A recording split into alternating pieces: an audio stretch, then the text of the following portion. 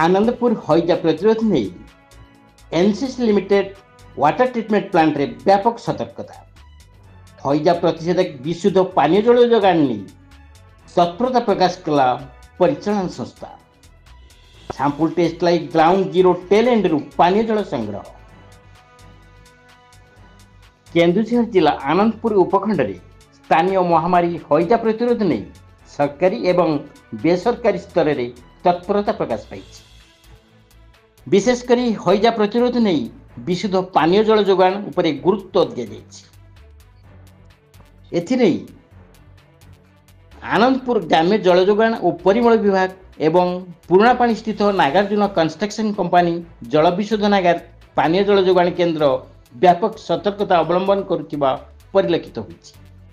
हाटड़ी block रे NCC limited द्वारा परिचालित यही वाटर ट्रिटमेंट प्लांट केमिकल लैब्रु cumulative chlorine alum potash test भली प्रायतः 7 प्रकार टेस्ट करा जाई पाइप जोगे नियमित विशुद्ध पानीय जल जोगाण हेउथिबा जणा पड़छि। सेहीपरि केन्दुझर जिला डीएमएफ अनुदान रे एनसीसी लिमिटेड द्वारा परिचालित जल विशोधनागार एवं पानीय जल जोगाण संस्था हाटड़ी ब्लॉक रे 28 पंचायत रे 200 गाँ को पाइप जोगे पानीय जल जोगाइबाकू लक्ष्य रखिछि। यह द्वारा प्रायतः 1,73,000 हिताधिकारी उपकृत हेबे बोली जणा पड़छि। तेबे एजाएं 171 गाँ रे 28,000 परिवार को प्रति घरे घरे पाइप जोगे विशुद्ध पानीय जल जोगाई दिया जाइथिबा जणा पड़छि। एबे आसंतु देखिबा विशोधन प्रक्रिया।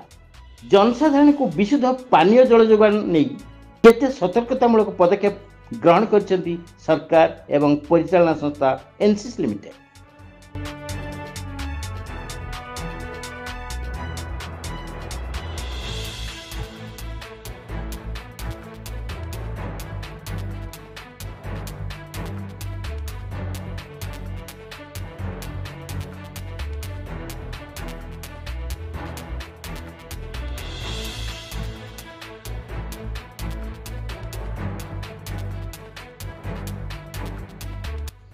एसहित सैंपल टेस्ट लगी ग्राउंड जीरो टेल एंड रु पानी जल संग्रह पूर्वक परीक्षा होता जना पड़ी। एपरिक विशोधन प्रक्रिया मान निर्धारण व्यवस्था सार्वजनिक निमंते विभागीय अधिकारी निकट को लैबोरेटरी टेस्टिंग रिपोर्ट नियमित भाव पठा जाउथिबा जना पड़ी।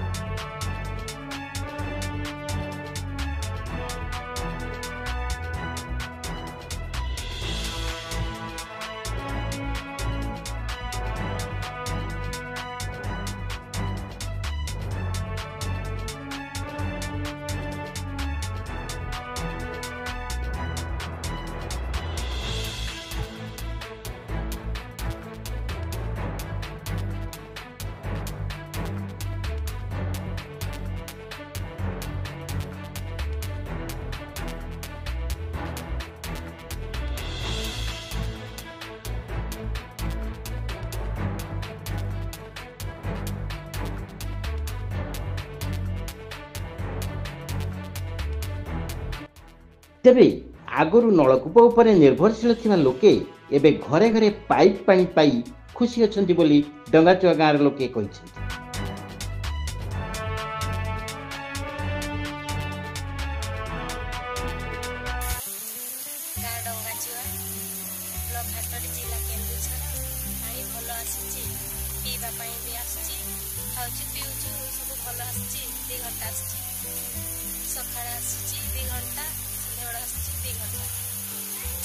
भल अच्छी पीवा भल अच्छी बहुत खुशी